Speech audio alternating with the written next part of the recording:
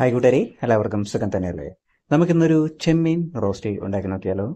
ഇവിടെ ഇതിനെ ചെമ്മീൻ എന്ന് പറയും, ചില സ്ഥലങ്ങളിൽ ഇതിനെ കൊഞ്ച് എന്ന് പറയും. അപ്പോൾ നല്ല തേങ്ങാക്കൊത്തൊക്കെ ചേർത്തിട്ടുള്ള ഒരു ചെമ്മീൻ റോസ്റ്റ് ആണ് കേട്ടോ. അപ്പോൾ ചെമ്മീൻ ഇവിടെ ഇങ്ങനെ കഴുകി വൃത്തിയാക്കി വെച്ചിട്ടുണ്ട്. പിന്നെ സവാളയുണ്ട്, ഇഞ്ചിയുണ്ട്, പച്ചമുളകുണ്ട്, വെളുത്തുള്ളിയുണ്ട്. അതേപോലെ തന്നെ നല്ല മൂത്ത് വിളഞ്ഞ തേങ്ങയാണ് ചെറുതായിട്ട് കട്ട് ചെയ്ത് വെച്ചിരിക്കുന്നത്. കറിവേപ്പിലയും പിന്നെ അതേപോലെ തന്നെ ക്രഷ് ചെയ്ത് വെച്ചിരിക്കുന്ന മുളകും, അതായത് ഇടിച്ച വറ്റൽ മുളക്. ആദ്യം തന്നെ നമുക്കൊരു ചീനച്ചട്ടി അടുപ്പത്തേക്ക് വെക്കാം. വെളിച്ചെണ്ണ ഒഴിച്ചു കൊടുക്കാം. ഒരല്പം കടുക് അതിലേക്ക് അങ്ങോട്ട് ചേർത്ത് കൊടുക്കാം. അതിനുശേഷം നമ്മൾ ചെറുതായിട്ട് അരിഞ്ഞു വെച്ചിരിക്കുന്ന തേങ്ങ കഷ്ണങ്ങളും കൂടെ ഇതിലേക്ക് ഇങ്ങനെ ഇട്ടങ്ങോട്ട് കൊടുക്കാം. ഇത് നല്ലതുപോലെ ഒന്ന് മൂത്ത് വരുമ്പോഴേക്കും കുറച്ച് കറിവേപ്പില ഇട്ടതിന് ശേഷം നന്നായിട്ടൊന്ന് ഇളക്കി അതും കൂടി ഒന്ന് മൊരിയിച്ചെടുക്കാം. അപ്പോൾ ഈ കറിവേപ്പിലയും കൂടി ഒന്ന് മൊരിഞ്ഞു വരട്ടെ. ആ സമയത്ത് നമുക്ക് അരിഞ്ഞു വെച്ചിരിക്കുന്ന സവാളയും അതുപോലെ തന്നെ ഇഞ്ചിയും വെളുത്തുള്ളിയും പച്ചമുളകും ഇതെല്ലാം കൂടി അങ്ങോട്ട് ചേർത്ത് അങ്ങോട്ട് കൊടുക്കാം.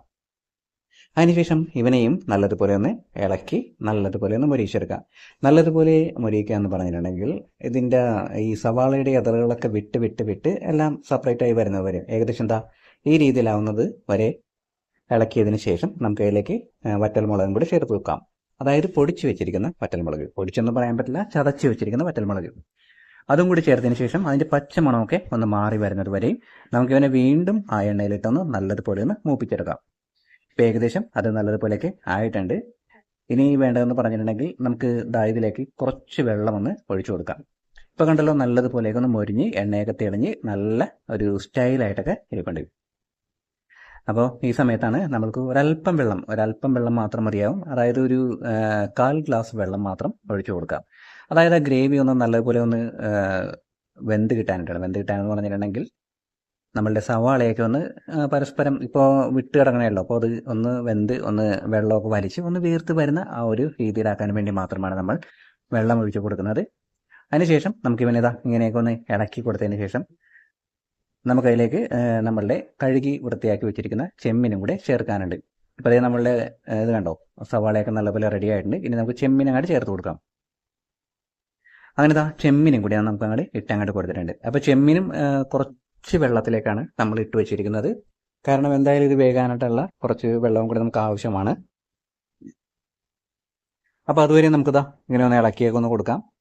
അപ്പോൾ നമ്മളൊരു പ്രത്യേകത എന്ന് പറഞ്ഞിട്ടുണ്ടെങ്കിൽ നമ്മൾ മഞ്ഞപ്പൊടി ഒന്നും ചേർക്കുന്നില്ല കേട്ടോ. അതിൽ വേറെ പ്രത്യേകിച്ച് ഐറ്റംസ് ഒന്നും തന്നെ ഇല്ല. ഇത്രയും ഐറ്റംസ് മാത്രമേ നമ്മൾ ചേർക്കുന്നുള്ളൂ. പിന്നീട് ഏറ്റവും അവസാനം ആകുമ്പോഴത്തേക്കും കുറച്ച് ഉപ്പ് എന്ന് പറയുമ്പോഴത്തേക്കും ഈ വരുന്ന സമയത്ത് ചെമ്മീനിൽ നേരിയതായിട്ട് ഉപ്പുണ്ടാവും. അപ്പോൾ അതുകൊണ്ടാണ് നമ്മളിപ്പോൾ ഉപ്പ് ചേർക്കാത്തത്. അപ്പോൾ ലാസ്റ്റ് ഇതെല്ലാം കൂടി ചെമ്മീനൊക്കെ ഇട്ടിട്ട് ഗ്രേവിയിലൊക്കെ ഉപ്പൊക്കെ നോക്കിയിട്ട് നമുക്കൊരു അല്പം മാത്രം ചേർത്ത് കൊടുത്താൽ മതിയാവും. കാരണം ചെമ്മീനിൽ ഉപ്പ് ചേർക്കുമ്പോഴത്തേക്കും എന്നും ശ്രദ്ധിക്കേണ്ട ഒരു കാര്യം എന്ന് പറഞ്ഞിട്ടുണ്ടെങ്കിൽ അത് നമ്മൾ എപ്പോൾ ചേർക്കുന്നതിൻ്റെ പകുതി മാത്രം ചേർക്കുക. കാരണം പെട്ടെന്ന് തന്നെ ഉപ്പ് കൂടി പോകും. അപ്പോൾ അതുകൊണ്ടാണ് നമ്മൾ ഏറ്റവും അവസാനം ഉപ്പ് ചേർക്കുന്നത്. അപ്പോൾ നമ്മളുടെ ചെമ്മീൻ റോസ്റ്റൊക്കെ ഏകദേശമൊക്കെ തയ്യാറായിട്ടൊക്കെ വന്നിട്ടുണ്ട്. ഇനി നമുക്ക് ഇതിലേക്ക് വേണമെന്ന് പറഞ്ഞിട്ടുണ്ടെങ്കിൽ നേരത്തെ പറഞ്ഞതുപോലെ ആവശ്യത്തിന് ഉപ്പ് പൊടിയും കൂടെ, അതായത് വളരെ ചെറിയ അളവിൽ ഉപ്പ് ചേർത്ത് കൊടുക്കാം. അപ്പോൾ അതും കൂടെ ചേർത്തതിന് ശേഷം നന്നായിട്ടൊന്ന് ഇളക്കി യോജിപ്പിച്ച് എടുക്കാവുന്നതേ ഉള്ളൂ. അപ്പോൾ ഇത്രയേ ഉള്ളൊരു സിമ്പിളായിട്ടുള്ളൊരു ചെമ്മീൻ റോസ്റ്റിൻ്റെ റെസിപ്പി. അപ്പോൾ ചെറിയ ചെമ്മീനൊക്കെ കിട്ടുമ്പോഴോ അല്ലെങ്കിൽ വലിയ ചെമ്മീനൊക്കെ കിട്ടുമ്പോഴോ ഇതേപോലെയൊക്കെ ഒന്ന് ട്രൈ ചെയ്ത് നോക്കട്ടോ. ഇതും വളരെ ടേസ്റ്റി ആയിട്ടുള്ള ഒരു റെസിപ്പി തന്നെയാണ്. ഇതെല്ലാവർക്കും വളരെ ഇഷ്ടമാകും.